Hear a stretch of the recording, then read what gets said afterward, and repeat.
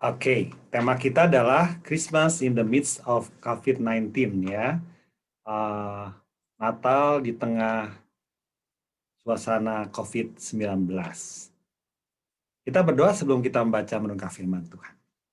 Bapa di surga, ini kami, anak-anak-Mu, kaum pemuda di lingkungan GPBB, kami mau datang kepada Tuhan. Kami mau memaknai kondisi kami yang sekarang sedang terjadi. Kami masih di tengah suasana pandemi COVID-19, tetapi kami juga mau mengingat makna Natal di persekutuan pemuda kami.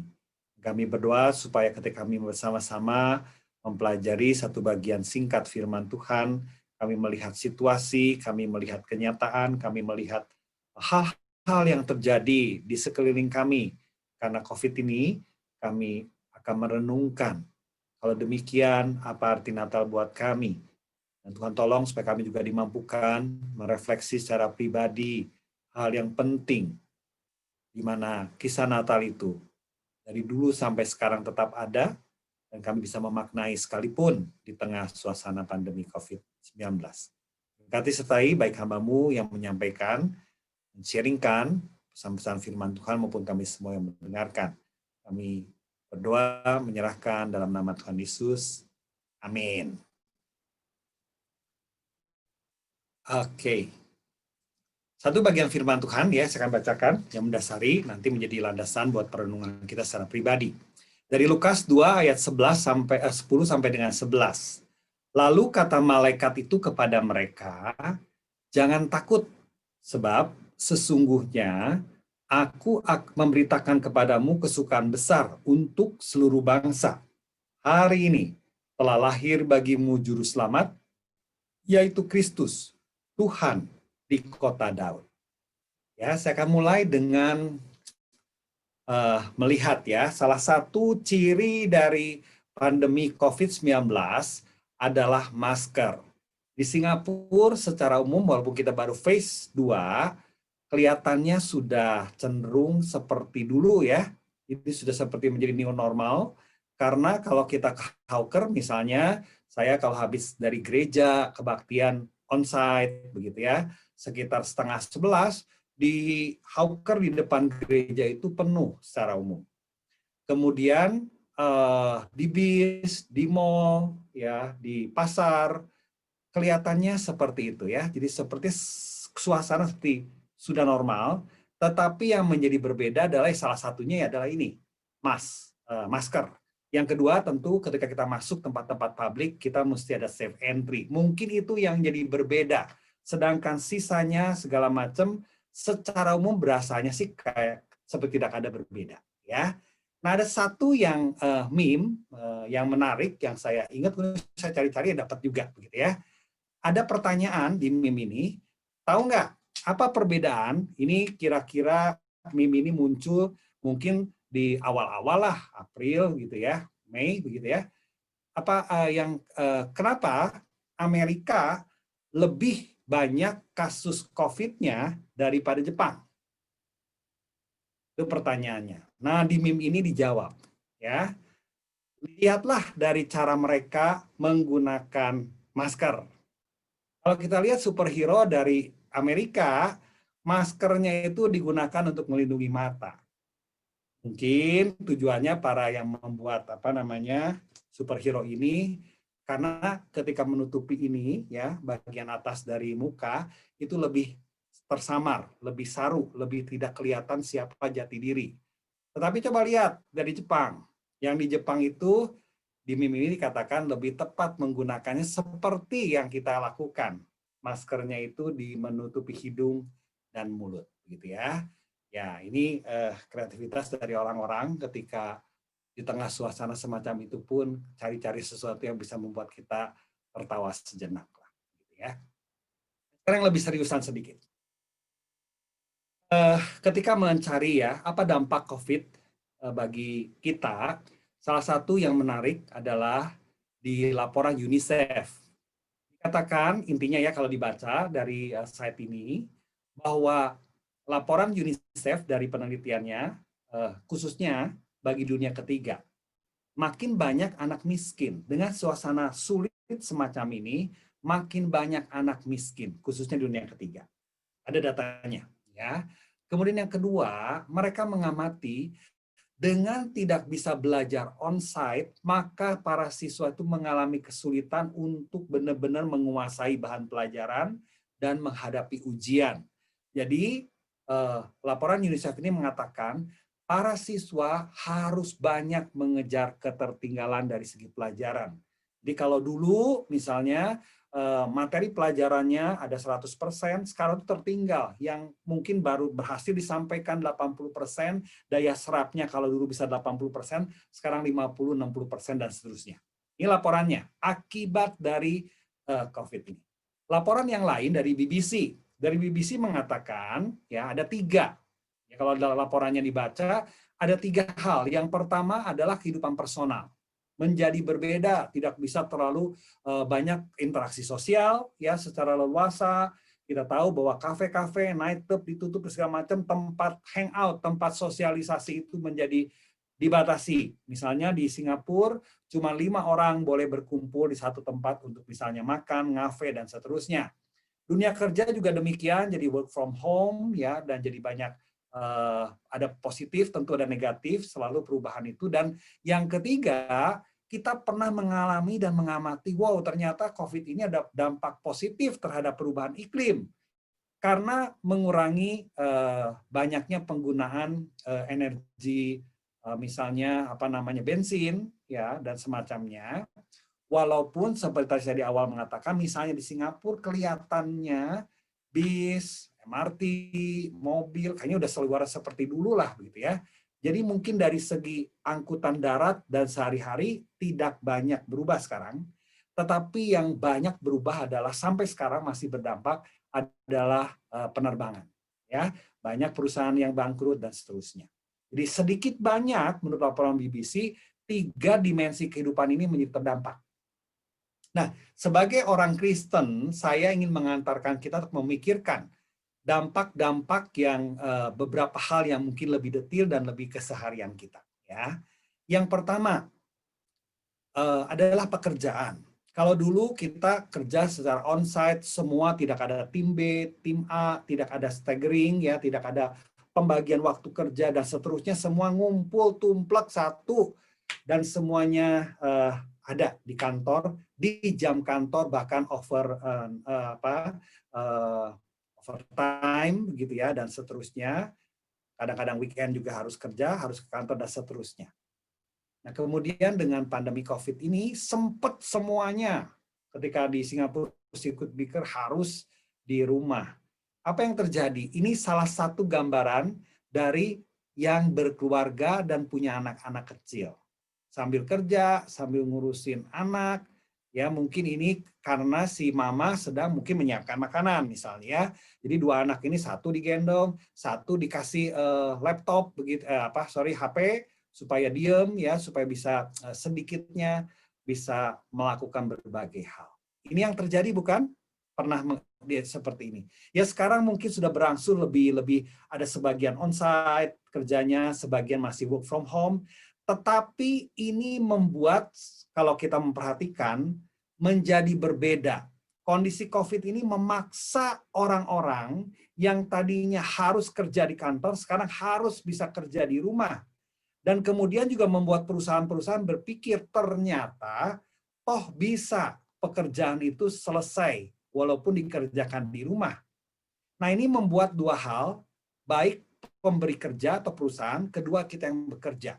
Kita yang bekerja mungkin akan berpikir, kalau begini sebenarnya kan kerja itu kan kalau walaupun di rumah yang penting kerjaan beres. Kenapa kita harus dipatok dengan 8 jam kerja sehari? Atau kadang-kadang overtime, yang penting toh kerjaan beres. Mau kerjanya kadang-kadang kalau lagi banyak kerjaan sampai overtime, sampai larut malam, toh yang penting sebetulnya buat perusahaan kerjaan saya beres. Kan dari segi yang bekerja bisa berpikir seperti itu. Yang pemberi kerja atau perusahaan-perusahaan juga bisa berpikir sama. Kalau misalnya semua ngumpul di kantor, ya belum tentu sih kerjanya efektif walaupun di kantor, ya. Malah mungkin bisa jadi ngobrol-ngobrol yang tidak ngobrolin kerjaan kantor, kemudian ada AC, listrik dan segala macam dipakai, mesti sewa ruangan. Nah, Dengan demikian berarti kan ada jadi berbeda. Perusahaan-perusahaan pasti ngitung-ngitung masih mempertimbangkan kalau begitu bagaimana ke depan. Kita tahu perusahaan-perusahaan yang sifatnya itu lebih ke apa namanya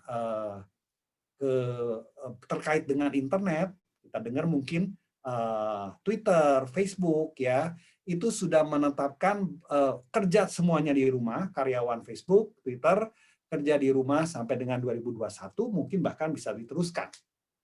Karena toh yang penting kerjaan beres ya.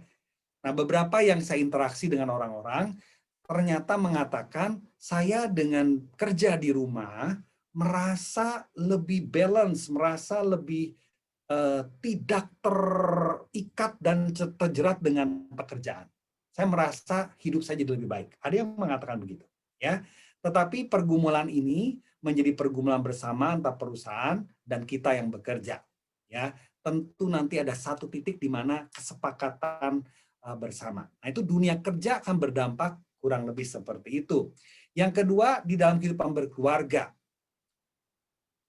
Saudari, rekan pemuda, kalau dulu ya semua kerja, ayah, ibu, anak muda semuanya yang bekerja itu kan jadi STB kosong, ya playground kosong begitu ya.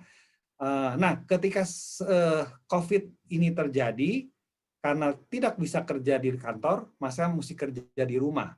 Semua jadinya mesti punya gadget atau laptop. Salah satu kalau kita ingat begitu ya, yang jadi laku keras adalah laptop. Tadinya mungkin cuma satu keluarga cuma punya satu atau dua. Sekarang terpaksa demi anak-anaknya sekolah online sempat membeli laptop baru atau sedikitnya bagi-bagi waktu dan seterusnya. Ya, karena semua kerja di rumah. Nah, kerja di rumah baik dan sekolah di rumah ini buat keluarga itu akan menjadi penting.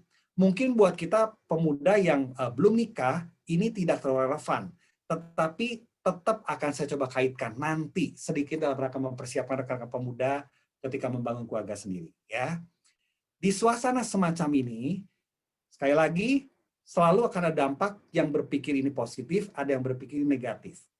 Yang berpikir positif adalah saya yang tadinya kesulitan waktu dengan keluarga, sekarang saya setiap hari waktu circuit breaker khususnya dengan keluarga. Mau tidak mau, senang tidak senang. Tetapi mereka yang senang dengan kehidupan keluarga, mereka yang family man, mereka yang memang senang dengan keluarga dan berusaha membangun keluarga, menjadi menikmati. Ya, masak bersama, makan lebih sering bersama, berinteraksi, ngobrol lebih bersama, begitu ya, dan seterusnya. Tetapi keluarga-keluarga yang ada keretakan, ada yang ada kesulitan komunikasi, ini adalah mimpi buruk mungkin. Karena yang tadinya oke lah, di rumah nggak nyaman, tapi saya ke kantor kan sedikitnya 8-9 jam nggak ketemu dengan dia, nggak ketemu dengan istri, nggak ketemu dengan suami, nggak ketemu dengan anak atau orang tua. Jadi saya lepas dari masalah saya tidak berhadapan dengan masalah saya tidak berhadapan dengan situasi tidak nyaman. Karena saya di tempat kerja, di sekolah, dan seterusnya. Baru ketika pulang ke rumah, ya mau tidak mau berinteraksi. Yang ingin saya katakan berkaitan dengan situasi semacam ini, saudara-saudari, waktu kita mau membangun keluarga, atau kali ke depan, sebagian dari kita mungkin sudah di tahap mau menikah, taraf berpacaran, taraf sedang menjejak-jejaki, dan seterusnya. Mana yang mau kita pilih? Apakah keluarga menjadi tempat yang nyaman buat kita, tempat yang menyenangkan buat kita, tempat disitulah memang saya harusnya ada. Jadi kerjaan bisa mungkin kadang-kadang kita atur supaya tidak mengganggu kehidupan keluarga dan seterusnya, atau kita mau lebih berpikir terus tentang kerja, keluarga mah ya kalau bisa dikerjakan enggak, dan seterusnya.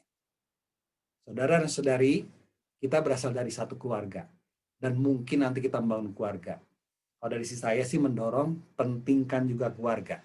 Nah, waktu suasana pandemi COVID ini, itu memaksa memikirkan keluarga dengan lebih sungguh-sungguh. Yang ketiga, hubungan sosial ya.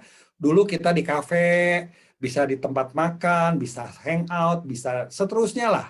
Tetapi sekarang menjadi dua kemungkinannya, entah lewat media online ya, atau mungkin kalaupun bertemu, tetapi kayaknya suka ada rasa was-was, masih harus pakai mask, jumlahnya cuma bisa 5 orang, nggak bisa mengadakan lebih dari 5, kita ngundang teman pun cuma boleh 5, dan seterusnya. Jadi menjadi berbeda. Dan terus terang memang, dari penelitian-penelitian yang saya baca, komunikasi face to face itu adalah komunikasi terbaik. Itu sebabnya ini berdampak juga di dunia kerja. Saya dengar ya cerita-cerita dari rekan-rekan gitu ya, bahwa lebih susah Pak Jeffrey sekarang koordinasi. Dulu kan face to face, ada masalah saat itu juga terselesaikan. Tetapi dengan sekarang tidak bisa face to face, saya email belum tentu langsung dibalas. Padahal masalahnya mesti cepat-cepat sekarang diselesaikan. Telepon kadang-kadang nggak diangkat dan seterusnya. Nah, ketika bersama, apalagi face to face, itu sebetulnya interaksi dan hubungan sosial lebih yang paling bagus, yang paling utama. Ya, tetapi sekarang kita akan menjadi menyadari dengan suasana semacam ini, hubungan-hubungan sosial menjadi rentan, menjadi berkurang, menjadi lebih sulit mengembangkan hubungan secara sosial. Ini dampaknya buat kita. Nah, mau tidak mau berarti kan kita harus memikirkan, memaksimalkan. Kalau saya dengan lagi baca-baca hal semacam ini ya, lagi mendorong ketika kita misalnya melakukan ibadah lewat Zoom, ya, setidaknya waktu awal-awal lah supaya saling melihat, ya dibuka dulu videonya, begitu ya. Jadi kita tahu bahwa, oh ada teman-teman, kalau tidak ada kesulitan ya, kalau memang tidak ada hal yang lain ya, dibuka. Kenapa?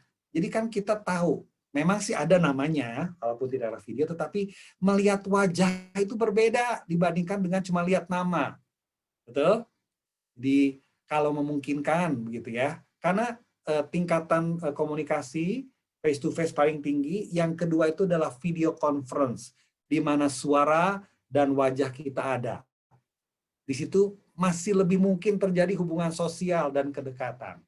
Yang berikutnya nanti telepon ya dan seterusnya dan seterusnya. Begitu ya. Jadi pasti ini berdampak. Sudah hampir setahun kita jadinya terbatas berinteraksi langsung face to face dan seterusnya, pasti berdampak. Pasti berdampak. Yang berikutnya tentang ibadah, karena kita orang Kristen kan ya. Ini suasana kebaktian-kebaktian kita di tahun lalu kalau nggak salah ini ya. Lihat penuh sesak waktu kita mau keluar dari baris lajur tengah, itu sampai mesti permisi, orang tuh mesti berdiri dulu atau kakinya diciutkan dulu lah bagaimana begitu ya. Ketika sekarang beribadah tadinya kita rekaman begitu. Ya. Kemudian sudah mulai bisa onsite. Kita waktu onsite mesti self distancing. Gereja kita itu bisa muat 250-an kalau semua dipadetin, bisa lebih kadang-kadang kalau terpaksa ya. Sekitar 250-an. Tetapi dengan self distancing semacam ini sudah diatur-atur sama majelis, cuman bisa menampung 70-an lebih orang. Ya, jadi cuma sekitar sepertiga doang begitu ya. Jadi ini menjadi pergumulan karena jemaat kita rata-rata kebaktian kan sebelum Covid itu 400 lebih. Ya gimana? Ya, berarti memang makanya mesti di live streaming, memfasilitasi orang untuk bisa beribadah. Salah satu bentuk ibadah yang lain adalah ini dilakukan oleh anak-anak sekolah minggu waktu minggu kelima bulan November. Ibadah Zoom sama-sama, begitu ya. Ini juga menarik ya dan jadi semua di-encourage, kelihatan kan ya wajahnya ya, semua di-encourage, kita guru-guru bisa melihat mereka berekspresi nyanyi dipimpin oleh satu orang guru yang lain dan seterusnya. Ya, ini yang terjadi. Nah pertanyaannya apakah ibadahnya jadi tetap berarti buat saya seperti dulu? Tetap kusyuk, tetap hikmat dan seterusnya. Menjadi berubah, menjadi ada tantangan walaupun ada benefit. Jadi tidak harus pergi ke gereja karena lebih lebih bisa santai. Toh saya juga bisa tetap menikmati ibadah di rumah dengan TV dan seterusnya dan seterusnya. Itu yang terjadi, ya. Tetapi satu yang terakhir mungkin yang di awal-awalnya paling berasa, ya. Ketika COVID itu menjadi isu baru di Cina, sebagian belahan dunia yang belum terdampak ya tenang-tenang aja. Tetapi setelah mendunia, maka kita jadi berpikir ini virus kagak kelihatan, ini virus kecil banget, begitu ya, tetapi bisa membuat manusia harus beradaptasi ulang tentang segala kehidupan. Luar biasa. Ya. Nah, orang-orang yang religius, termasuk kita, itu jadi baliknya kepada Tuhan. Bahwa Tuhan itu maha kuasa. Kita jadi membandingkan kondisi kita dengan Tuhan yang maha kuasa. oleh ciptaan Tuhan yang namanya virus semacam ini aja, kita tuh menjadi tidak berdaya. Kita harus beradaptasi, kita harus mengurung diri di rumah selama beberapa waktu saat itu. Itu membuat kita merasa kecil, membuat kita merasa tidak berdaya, membuat kita merasa saya ini lemah. Nah, waktu perasaan-perasaan pikiran itu muncul, itu menolong kita, mengkondisikan kita, kalau begitu saya butuh Tuhan yang Maha Kuasa. Saya mesti menggantungkan diri kita dan hidup saya kepada Tuhan. Ya, jadi itu yang bisa terjadi kalau kita amat-amati tentang situasi semacam ini. Nah, kalau begitu situasinya semacam ini, bagaimana dengan Natal kita? Ada satu orang penulis lagu dan kemudian menyanyikan lagu ini, itu memberikan respon bagaimana suasana Natalnya buat dia. Mari kita. We're not going to anywhere this Christmas. No holidays to go. No cruise to distant shores. The passports kept in store. We stay at home and drink some copio. We're not going to anywhere this Christmas. Stay at home indoors. But most importantly is to have you here with me. Who could ask for more? Now we're all put to the task. When you're out, wear a mask and remember to wash your hands. Dreaming of stays of our happier days to London, New York and Japan. And who knows when we get to happily travel once again. We're not going to anywhere this Christmas. No holidays to go. Not one adventure to tell. No stories to share as well.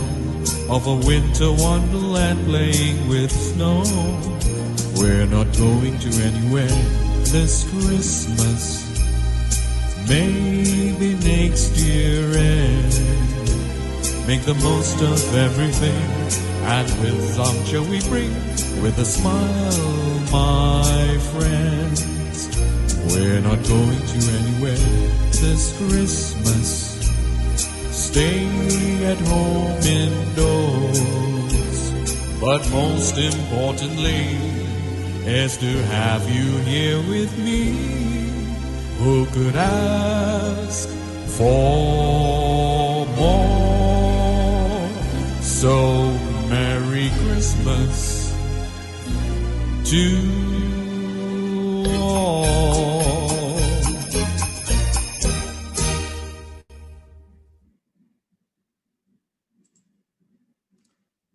Saudara-saudari, apakah lagu ini mewakili kita semua?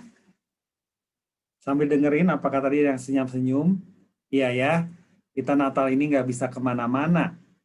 Di Singapura, ya kalau kita mau memaksakan diri juga pulang ke Indonesia atau atau pergi berlibur kemana, bisa sih kalau ada uang begitu ya, kalau cukup uang dan seterusnya. Tapi kan nanti baliknya itu ya yang jadi berat, yang membuat kita, termasuk mungkin saya dan keluarga, ya nggak pulang lah. Karena nanti waktu pulang ke sini kita masih harus karantina 14 hari, bayar 2.000 dan seterusnya. Jadi Natal ini memang kita nggak bisa kemana-mana. Kalau bagi Calvin Owen ini, maka ya udahlah, kita lakukan yang bisa kita lakukan yang membuat kita bisa tetap bersuka cita. Hargai, nikmati teman, katanya begitu ya. Dalam konteks kita berkeluarga bisa berkumpul, keluarga jadi penting. Dalam konteks kita misalnya para mahasiswa atau mereka yang kerja, orang tua ada di Indonesia tidak bisa berkeluarga, ya mungkin kalau secara fisikal mau bertemu, carilah teman-teman. Saudara-saudari, masa-masa semacam ini itu adalah masa-masa yang paling lonely bagi mereka yang tidak bersama dengan keluarga. Saya pernah ngobrol ya satu ibadah doa di gereja lain begitu ya. Ketika habis selesai ibadah doa di bulan Desember itu, kemudian saya ngobrol lah dengan beberapa orang yang masih single. Umurnya ada yang udah 60, ada yang hampir 60, ada yang umur 40 begitu ya. Kemudian mereka cerita sama saya, Pak Jeffrey, ini kalau Natal gini kami ini paling nggak enak begitu ya. Kenapa? Karena ya jadinya bingung begitu ya. Udah terutama habis rame-rame perayaan Natal. Biasanya kan megah, meriah, mungkin kadang-kadang juga syahdu, menyentuh gitu ya. Udah gitu pulang ke rumah. Nah itu tuh kalau tinggal sendiri. Jadi gelisah begitu ya, karena sendiri. Nah kalau kayak begitu, kemungkinan yang terjadi, cari teman-teman. Habiskan waktu dengan teman-teman. Itu sih nasihatnya si Alvin On begitu ya. Kalau dengan teman kalau ada keluarga dengan keluarga. Tetapi juga kemungkinan lain adalah ini waktunya kita bisa telepon lebih banyak, conference call lebih banyak dengan keluarga dan orang yang kita kasihi. Di Natal semacam ini mungkin itu yang bisa kita lakukan. Betul kita nggak bisa liburan kemana-mana, tetapi kita masih bisa menikmati sebisa-bisanya dengan bersukacita. Teman menjadi penting. Itu adalah message-nya si Alvin On, gitu ya. Bagaimana dengan kita? Kalau berdasarkan ayat ini, jangan takut, hari ini telah lahir Kristus dan Tuhan. Saya akan menjadikan ini landasan untuk perenungan kita. Ya, ada tiga hal. Pertama, jangan takut dan disebutkan bersukacitalah. Saudara-saudari, Natal itu walaupun kita di tengah pandemi, walaupun kita tidak bisa liburan kemana-mana, walaupun jadi tidak semeriah biasanya, walaupun kita jadi tidak nanti waktu Natalan tidak kebaktian on-site tetapi lewat rekaman, jangan takut, tetaplah bersukacita. Sukacita itu bukan karena situasi dan kondisi mestinya. Sukacita sejati itu muncul dari dalam. Kita bisa bersukacita waktu kita makan coklat, enak banget, bersukacita wajahnya sampai menggambarkan sukacita, mungkin meremelek sambil makannya, begitu ya. Oke, tapi begitu coklat itu habis, sudah. Tetapi kalau itu muncul dari dalam, penghayatan bahwa bahkan bukan hanya Natal, dari waktu ke waktu Tuhan bersama dengan saya, Tuhan mengasihi saya, Tuhan telah menebus saya dari dosa-dosa, Tuhan begitu ada, selalu ada buat saya. Nah, hal semacam itu yang menolong kita sekalipun Natal kali ini menjadi berbeda dengan yang sebelumnya, saya akan tetap bersukacita. Yang kedua, disebutkan Natal ya bukan liburan, bukan pesta. Tadi Christian sudah sebutkan di awal. Bukan kado, bukan hadiah. Natal itu tentang Kristus. Telah lahir juru selamat, yaitu Kristus di kota Daud. Mesias, Kristus, Yesus. Waktu kita Natal itu yang kita pikirkan adalah tentang Yesus Kristus. Betapa kasih dia kepada saya. Betapa dia sudah melakukan yang terbaik. Allah turun ke dalam dunia. Dan kita tahu ujungnya adalah di kayu salib. Dan kemudian kuasa kebangkitan. Nah, waktu Natal, salah satu yang mungkin bisa menolong kita tetap bersukacita dan menikmati Natal, bukan dari luar tadi, tetapi kalau kita terus menghayati dari dalam. Natal berarti telah lahir juru selamat, yaitu Kristus, Sang Mesias. Yang ketiga, saya mau informasikan, sebagian mungkin sudah tahu, Kristus yang lahir itu adalah Tuhan. Kalau dalam bahasa Indonesia, kata Tuhan berarti sepertinya hanya tertuju kepada Tuhan, Allah, begitu ya. Tetapi dalam bahasa Yunani, kata Tuhan ini adalah kurios. Kata kurios ini bisa merujuk kepada orang-orang yang terhormat, raja, bangsawan, pembesar, yang kepadanya kita tunduk, yang kepadanya kita mereka punya otoritas secara negara ya kepada kita, atau pokoknya punya otoritas tertentu kepada kita sebagai rakyat biasa, tetapi juga kurios bisa merujuk kepada Tuhan yang ilahi. Ya. Nah, kalau begitu disebutkan juru selamat Kristus itu adalah Tuhan buat kita. Berarti yang harus kita lakukan kan tidak kurios, berarti penundukan diri kita kepadanya. Natal itu memproklamasikan Kristus Sang Juru Selamat telah datang, telah lahir. Tetapi sekaligus di dalam ayat ini mengatakan Kristus yang sudah menyelamatkan kita itu adalah Kristus yang adalah Tuhan. Berarti layak kita sembah, layak kita agungkan, dan merupakan pribadi di mana kita harus menundukkan diri. Natal berdasarkan ayat ini membuat kita menyadari kita harus menundukkan diri kepada Tuhan. Dan ini mungkin yang bisa menolong kita, ya. Oke, kalau Tuhan izinkan pandemi ini, kita terima, kita menundukkan diri, kita tidak usah melawan dengan mempertanyakan Tuhan kenapa sih ngasih seperti ini, begitu ya. Apalagi kan kita orang Kristen, kenapa kita tidak dan seterusnya. Kita menundukkan diri kepada Tuhan, kita terima. Tetapi kemudian pesannya yang lain adalah jangan takut, tetap bersuka cita. Dan yang terpenting, inti dari Natal adalah kita sedang mau bersuka cita karena Kristus sudah lahir. Sang Juru Selamat, Mesias, yaitu Yesus. Saudara-saudari, biarlah semua hal yang sudah disampaikan ini bisa menjadi dasar dan landasan untuk kita memikirkan, oke, kalau gitu pertanyaannya adalah, bagaimana Natal kita kali ini? Akan menjadi hambar? Akan menjadi tidak berasa Natal? Akan menjadi tetap sama seperti dulu ya nggak berasa apa-apa? Atau kita mau melihat justru karena pandemi COVID ini, bagi saya message yang kelima ya yang menjadi penting yaitu tentang Allah. Pandemi membuat kita menjadi merasa kecil. Pandemi membuat jadi saya merasa tidak berdaya. Di situ saya membutuhkan Tuhan. Nah, Tuhan yang Maha Kuasa itu datang ke dalam dunia. Dia menjadi juru selamat saya dan saudara. Dia begitu mengasihi kita. Nah, kalau kita melihat semua rangkaian ini, maka tetap ada ruang buat kita untuk bersuka cita.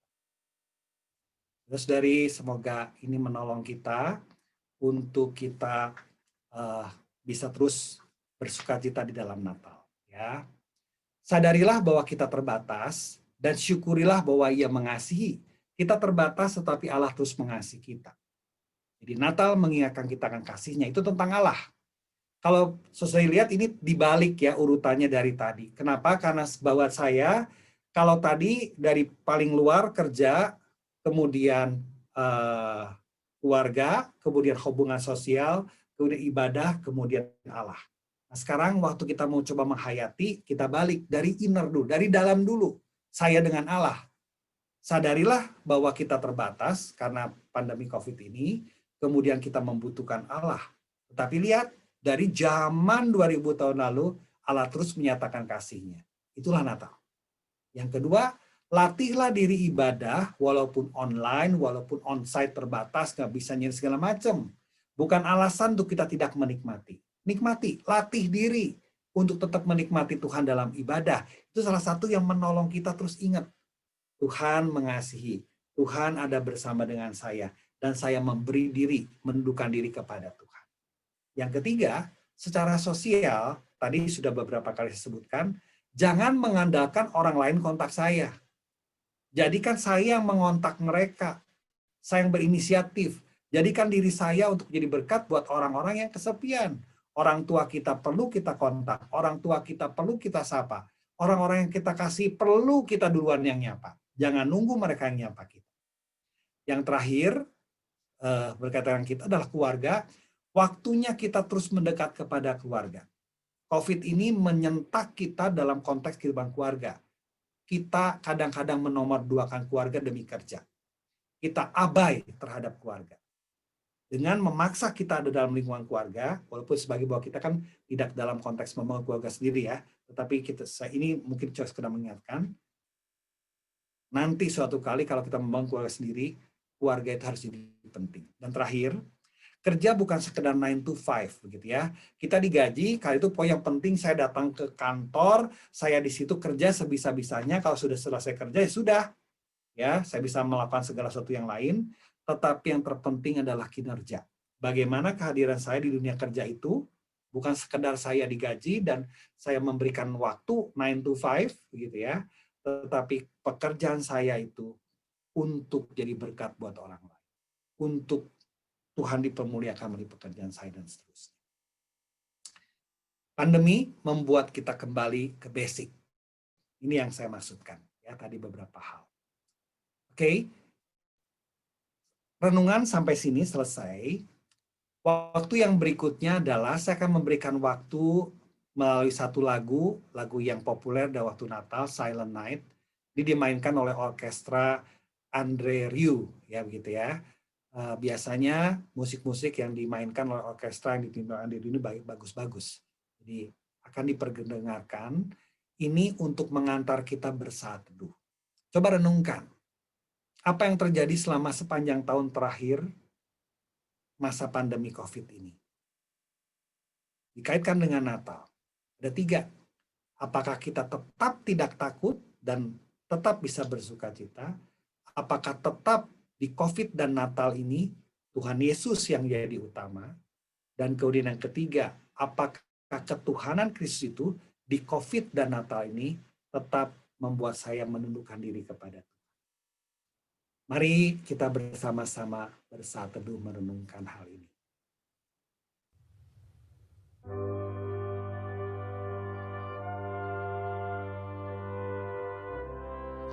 Saudara dan saudari, mari datang kepada Tuhan, tenangkan diri. Malam Natal ketika Yesus lahir adalah malam yang tenang. Apakah engkau tenang hatimu saat ini? Bisa menikmati suasana Natal sekalipun terbatas berbeda dengan waktu yang lampau.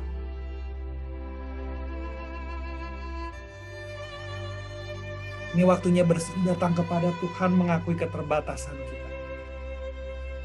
Tuhan, saya terbatas, membutuhkan Engkau Allah yang Maha Kuasa. Terima kasih, kemahakuasaan-Mu ditunjukkan dengan kasih-Mu yang juga sama besar. Turun ke dalam dunia, lahir menjadi juru selamat. Terima kasih Tuhan, terima kasih. Silakan saudari bersyukur, terima kasih, berdoa datang kepada Tuhan.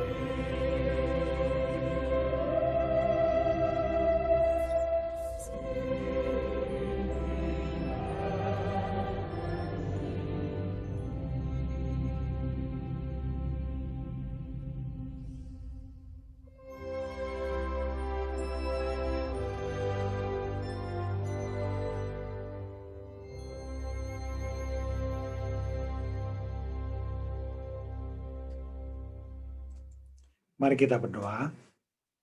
Bapa di surga, ini kami anak-anak-Mu pemuda GPBB dalam 3 menit tadi kami datang kepada Tuhan, kami menyerahkan diri kami mengakui kami terbatas, sangat membutuhkan Tuhan yang Maha Kuasa.